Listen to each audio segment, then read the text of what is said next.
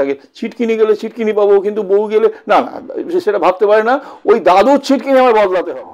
নমস্কার, আবার এসে পড়লাম আরেকটি নতুন গল্প নিয়ে। আজকে কিন্তু হেসোবাবুর গল্প। আমি কয়েকটা সপ্তাহ হেসোবাবুর গল্প করতে পারিনি, না অনেকে বলেছে, তা আজকে হেসোবাবুর একটা গল্প নিয়ে এসেছি। গল্পটির নাম হচ্ছে হেসোবাবু ও ছিটকিনি কাণ্ড। হেসোবাবুর মনে আর এতটুকু উল্লাস নেই, মানে সকাল থেকে সেই টয়লেট, কিন্তু কিছুতেই রিলিফ পাওয়া যায় না, ভীষণ টাইট। না না, তাই বলে আপনারা যেটা ভাবছেন সেটা না, ওটার জন্য তো এইসব গুলসহ বাজারের অন্য সব অনেক প্রোডাক্ট আছে। আসলে এটা হলো ছিটকিনি, মানে ওই ছিটকিনি ওই টয়লেটের ভেতরে ঢুকে যিনি দিচ্ছেন তিনি আর বেরোতে পারছেন না, ভীষণ টাইট। দীর্ঘক্ষণ বলে জমে মানুষের মতো ওই মানুষে আর ছিটকিনিতে টানাটানি চলছে, এ বলে আমায় দেখ, ও বলে আমায় দেখ। বেশ খানিকক্ষণ এটা চলার পর যুদ্ধবিরতি হলে তবে ওই টয়লেটের ভেতরে থাকা ব্যক্তিটি উদ্ধার পাচ্ছেন। এই নিয়ে হেসোবাবু স্ত্রী ধীনাকনাতিন দেবীর সঙ্গে তো একচোট হয়ে গেল। রাগে গজগজ করতে করতে ধীনাকনাতিন দেবী বললেন, তুমি তো আমার বাবাকে খুন করবে মনে হচ্ছে ওই ছিটখানি দিয়ে। বললেই হলো, ওনাকে আমি কত ভালোবাসি সেটা তুমি জানো? ভালোবাসি, হাতি ভালোবাসো। কতবার বললাম যে টয়লেটের ছিটকিনিটা বদল করো, তা ওনার কানে ঢুকলে তো। এদিকে বাবা টয়লেটের মধ্যে আটকে আর একটু হলেই হয়তো। পুরো কথা বলতে না পেরে ধীনাকনাতিন দেবী ফুঁপিয়ে উঠলেন, আহা, ওই ছিটকিনি আমার দাদুর হাতে লাগানো, ওটা বদল করলে দাদুর প্রতি অসম্মান করা হবে না?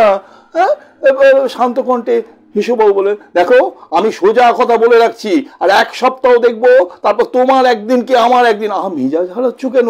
তার চেয়ে বরং টয়লেটে ঢুকে ওই বেহারা ছিটকিনিটায় হাত না দিয়ে ভর্তি জলের বালতি দিয়ে ঠেকিয়ে রাখো না কেন? হেসোবাবুর এই কথায় ধীনাকনাতিন দেবীর মুখটা জ্বলন্ত অঙ্গারের মতো দপ করে জ্বলে উঠলো, আর তারপর কথা না বাড়িয়ে দুমদুম করে শব্দে একেবারে বাড়ির ভেতরে অদৃশ্য হলেন। এদিকে হেসোবাবুর মনে এতটুকু শান্তি নেই, কারণ ধীনাকনাতিন দেবী আলটিমেটাম দিয়েছেন, একটা কিছু ঘটাবেন। হেসোবাবুর ভাবনায় সারাদিন ছিটকিনি, ছিটকিনি জীবন, আর জীবনে ছিটকিনি। ওই কিশোর কুমারের সেই অবিস্মরণীয় একটা গান আছে না, গানের কলিটা হচ্ছে কি, হ্যাঁ, ছিটকিনি ছাড়ার আছে কি, ছিটকিনি হলো ট্যাঁ ট্যাঁ ছাড়ার আছে কি, ছিটকিনি ছাড়ার আছে কি, এরকম ধরনের আর কি। কথাটা আমি পুরস্কার বলতে পারলাম না। যাই হোক, সত্যি তো হেসোবাবুর জীবনটা এমন ছিটকিনি সর্বস্ব হয়ে উঠবে তা কি কোনোদিন হেসোবাবু নিজেও বুঝতে পেরেছিলেন? কত জ্যোতিষীর কাছে তো ভাগ্যবল জানবার জন্য এই ডানারটা বাড়িয়ে দিয়েছিলেন, কিন্তু কেউ তো কোনোদিন বলেনি যে হেসোবাবুর জীবন একদিন ছিটকিনিময় হয়ে যাবে। কি আর করা যাবে, ভাগ্যে সবটুকু ওই বেচারি জ্যোতিষীদেরও তো জানা হয়ে ওঠে না। আচ্ছা, ছিটকিনির জন্মলগ্নটা কবে, মানে কবে এই মানব সমাজে ছিটকিনি তার উপস্থিতি জানাতে শুরু করলো? গুগল পণ্ডিতের কাছে জানা যাবে? যাকে মরুগে। হেসোবাবু খুব কষ্ট পেয়েছেন শ্রী ধীনাকনাতিন দেবীর সঙ্গে দাম্পত্য অশান্তিতে। আর 10টা নয় 5টা নয়, এই মাঘী ঘন্টার বাজারে একটা মাত্র বউ, তার সঙ্গে ছিটকিনির জন্য এমন হেসোবাবু বিড়বিড় করতে গেলে ছিটকিনি পাবো, কিন্তু বউ গেলে না না, সেটা ভাবতে পারে না। ওই দাদুর ছিটকিনি আমার বদলাতে হবে। তাছাড়া শ্বশুর মশাই কত ভালোবাসেন, উঠতে হেসো, বসতে হেসো, চলতে হেসো, মানে জামাই অন্ত প্রাণ। তাই সেই জন্য তার বিপক্ষে মাথা তুলে দাঁড়ানো ওই ছিটকিনিকে সংহার করতেই হবে। আর একটি বিশেষ ব্যাপার রয়েছে শ্বশুরমশাই, মানে ওনার তো একটা ফিনাইলের দোকান আছে, হ্যাঁ, তা ওই ফিনাইলের দোকান বন্ধ করে যেদিন উনি মেয়ের বাড়িতে আসেন সেদিন সমস্ত বাড়িটা একটা নার্সিংহোম ভাব এসে যায়। কোথাও কোনো পোকামাকড় কিচ্ছু দেখতে পাওয়া যায় না। ওনার পাঞ্জাবি থেকে ছড়িয়ে পড়া ফিনাইলের গন্ধে সারা বাড়িটা মমা করতে থাকে।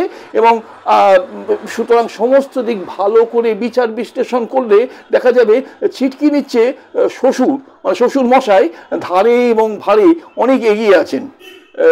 নানান সাত পাঁচ ভাবনায় ভাবতে ভাবতে হেসোবাবু কখন যে ঘুমিয়ে কাতা হয়ে গিয়েছিলেন বুঝতে পারেননি। ওগো শুনছো, বাবা একটু আগে ফোন করেছিল, দারুণ একটা খবর।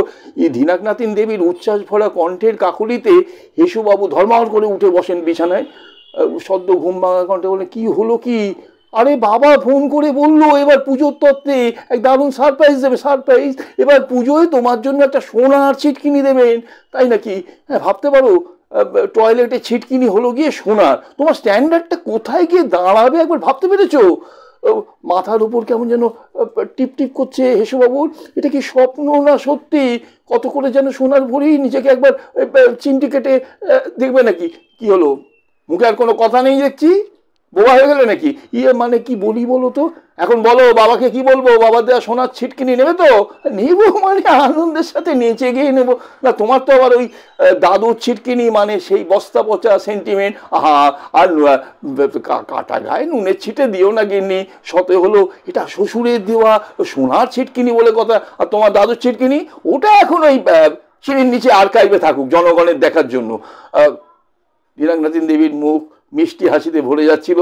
হেসুবাবু এখন ধীরাংনাথিন দেবীর সাথে চুকিতকিত খেলবার জন্য প্রস্তুতি নিলেন বা নিতে ব্যস্ত হলেন।